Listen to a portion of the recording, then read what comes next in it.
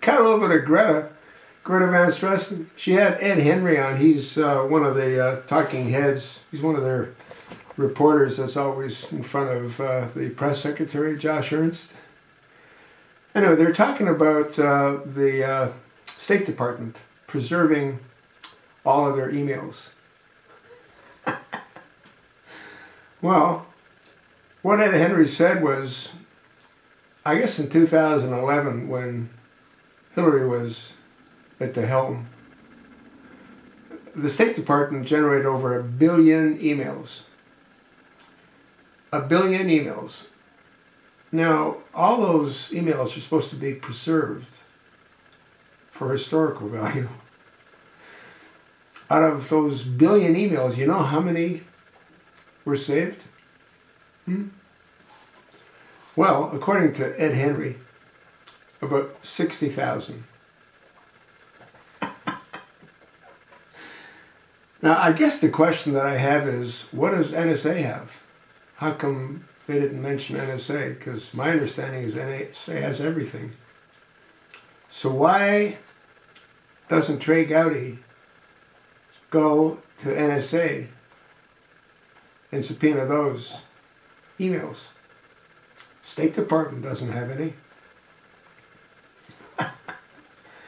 Just a bunch of clowns, overpaid bureaucrats that are totally out to lunch. But what do you expect in a government that's headed by a community organizer, a radical extremist Islamic homosexual Muslim community organizer? I mean, this is just mind-boggling. Now, if you think that the State Department is the only problem, I'll guarantee you every one of these government agencies, the ones that are expected to maintain and preserve their emails, none of them are. Just a bunch of cowboy yahoos having a good time at your expense. You know what I don't understand? There's a lot I don't understand, but what's taking Trey Gowdy so long? I had this wrapped up 2.5 years ago. MOV 01868. I've mentioned that a whole lot of times, and it's not getting a whole lot of play. I don't understand why people aren't looking at it, especially in light of the fact that we're not going to get it from anywhere else. Those 34 survivors from Benghazi have been blown by the winds.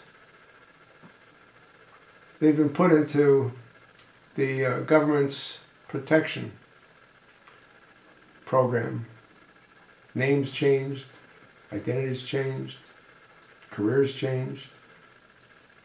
Witness protection program. Who are they protecting? They're protecting the chosen one. That's who they're protecting.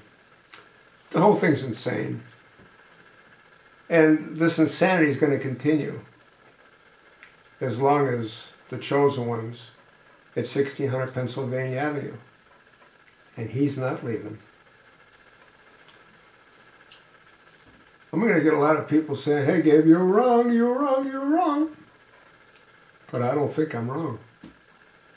Do you? Honestly, in your heart, do you think he's building this new command bunker for someone else?